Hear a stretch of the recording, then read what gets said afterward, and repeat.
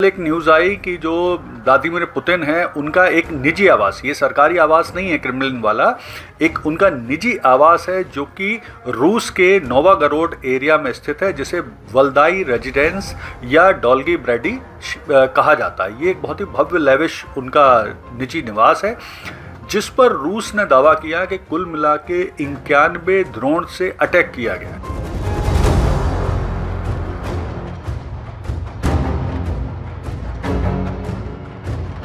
Ukraine ने बड़ा स्पष्ट तौर पे कहा है कि ये ऐसी कोई घटना हुई ही नहीं है, ये एक फैब्रिकेटेड घटना है, ये घटना में उनका हाथ नहीं है।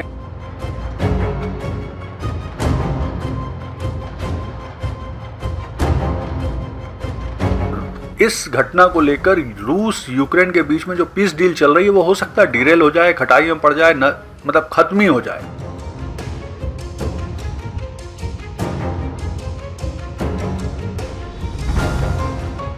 नमस्कार दोस्तों, आज बात करेंगे एक इम्पॉर्टेंट डेवलपमेंट पर, और वो डेवलपमेंट ये है कि कल ही रूस के जो राष्ट्रपति हैं व्लादिमीर पुतिन, उनके एक आवास पर हुए ड्रोन हमले, और उस हमले के परिणाम स्वरूप क्या जो रूस यूक्रेन शांति वार्ता चल रही है वो डिरेल हो सकती है। तो आइए इस पूरे घटनाक्रम का विस्तार से विश्लेषण करते हैं। तो देखिए, कल एक न्यूज़ आई कि जो व्लादिमीर पुतिन है उनका एक निजी आवास, ये सरकारी आवास नहीं है क्रेमलिन वाला, एक उनका निजी आवास है जो कि रूस के नोवागोरोड एरिया में स्थित है, जिसे वल्दाई रेजिडेंस या डॉल्गी ब्रेडी कहा जाता है। ये एक बहुत ही भव्य लेविश उनका निजी निवास है, जिस पर रूस ने दावा किया कि कुल मिला के 91 ड्रोन से अटैक किया गया है। हालांकि ये रूसी रक्षा प्रणाली ने उन सभी हमलों को विफल कर दिया और सुरक्षित बचा लिया था उस वल्दाई पैलेस को, लेकिन इसको लेकर अब पूरे विश्व में इस तरह की बातचीत उठने लगी हैं कि क्या इस घटना को लेकर जो रूस यूक्रेन शांति वार्ता है वो डिरेल हो सकती है, या वो खटाई में पड़ सकती है, या ख़त्म हो सकती है। तो आइए इस घटना को लेकर जो यूक्रेन का वर्जन है, जो यूक्रेन का बयान है, उसे भी समझते हैं। तो देखिए, यूक्रेन ने बड़ा स्पष्ट तौर पे कहा है कि ये ऐसी कोई घटना हुई ही नहीं है, ये एक फैब्रिकेटेड घटना है, ये घटना में उनका हाथ नहीं है। इसके अलावा इस घटना के कोई सबूत भी नहीं है। इस घटना में कोई भी, अगर इतने सारे ड्रोन हैं तो उनका मलबा कहाँ है, अगर इतने सारे ड्रोन से अटैक हुआ तो उनकी सीसीटीवी फुटेज कहाँ है, उनका सैटेलाइट इमेज कहाँ है।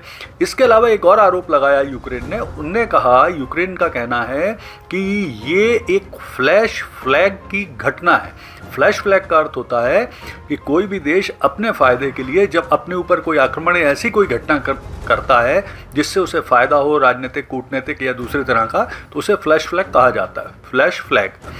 तो इस बात के आरोप यूक्रेन लगा रहा है। जबकि रशिया का क्या कहना है, तो रशिया का कहना है कि 91 ड्रोन से अटैक किया गया था वल्दाई रेजिडेंस पर, जिसे रूसी रक्षा प्रणाली ने नष्ट कर दिया। और इसके अलावा उनका कहना है कि ये घटना शांति वार्ता पर असर डालेगी, शांति वार्ता में अब रूस का रुख और कड़ा होगा। इसके अलावा लेकिन एक अच्छी चीज़ है, रूस ने कहा है कि वे शांति वार्ता से हटेंगे नहीं, शांति वार्ता में बने रहेंगे।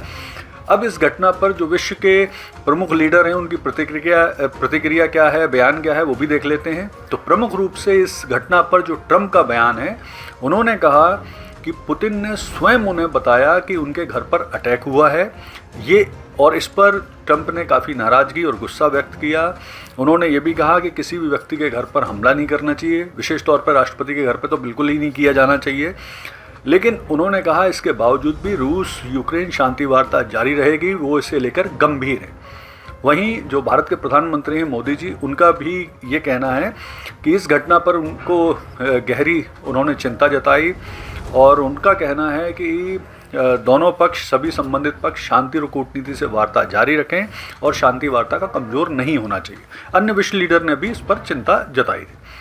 यहाँ पर एक बयान इम्पॉर्टेंट है कि रूस की जो संसद है ड्यूमा, उसके स्पीकर हैं, उनका कहना है कि अगर पुतिन पर अटैक होगा तो वो सीधे सीधे न्यूक्लियर वॉर भी डिक्लेयर कर सकते हैं। तो इस तरह के उन्होंने बात की। अब हम देखते हैं इस घटनाक्रम का क्या परिणाम हो सकता है। तो देखिए, इस घटना को लेकर रूस यूक्रेन के बीच में जो पीस डील चल रही है वो हो सकता है डिरेल हो जाए, खटाई में पड़ जाए, मतलब खत्म ही हो जाए। क्योंकि ये एक बड़ी घटना मानी जाती है। किसी भी राष्ट्रपति या प्रधानमंत्री पर अगर कोई अटैक किया जा रहा है तो ये बड़ी घटना है। इसके अलावा अब लगता है कि रूस और कड़ी शर्तें लगाएगा और प्रेशर बढ़ाएगा। इसके अलावा यूक्रेन पर चूंकि इस आक्रमण का शक है तो यूक्रेन को निश्चित तौर पर अब प्रेशर और यूक्रेन के ऊपर बढ़ जाएगा। इस पीस डील को लेकर यूक्रेन की स्थिति कमज़ोर होगी। वैसे भी ट्रंप ऑलरेडी बोल ही चुके हैं जेलेंस्की को कि साइन नाउ, मतलब इस पीस डील पर साइन नाउ और यू लूज़ एवरीथिंग, यानी अगर आप इस पर साइन नहीं करते तो अब आपका सभी कुछ लगभग छीन लेगा रूस, धीरे धीरे आपका छिनता जाएगा। तो यानी अब कुल मिला के स्थिति ऐसी बन रही कि ये युद्ध हो सकता है और तेज करे रूस, या हो सकता है शांति वार्ता से हट जाए। तो कई तरह के घटनाक्रम इसमें हैं, जिसमें सबसे बड़ी आशंका तो इसी बात को लेकर है कि कहीं ये शांति वार्ता ही डिरेल ना हो जाए, शांति वार्ता खत्म ना हो जाए या खटाई में ना पड़ जाए। तो कुल मिला के जो स्थितियाँ बन रही हैं उसमें अब जेलेंस्की के ऊपर ट्रंप का, रशिया का, विश्व के नेताओं का काफ़ी दबाव पड़ सकता है कि वो शांति वार्ता को साइन करें और ये 4 साल से ये युद्ध जो चल रहा है वो ख़त्म किया जाए या ख़त्म हो।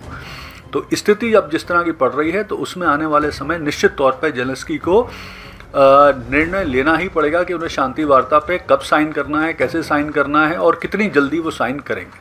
धन्यवाद।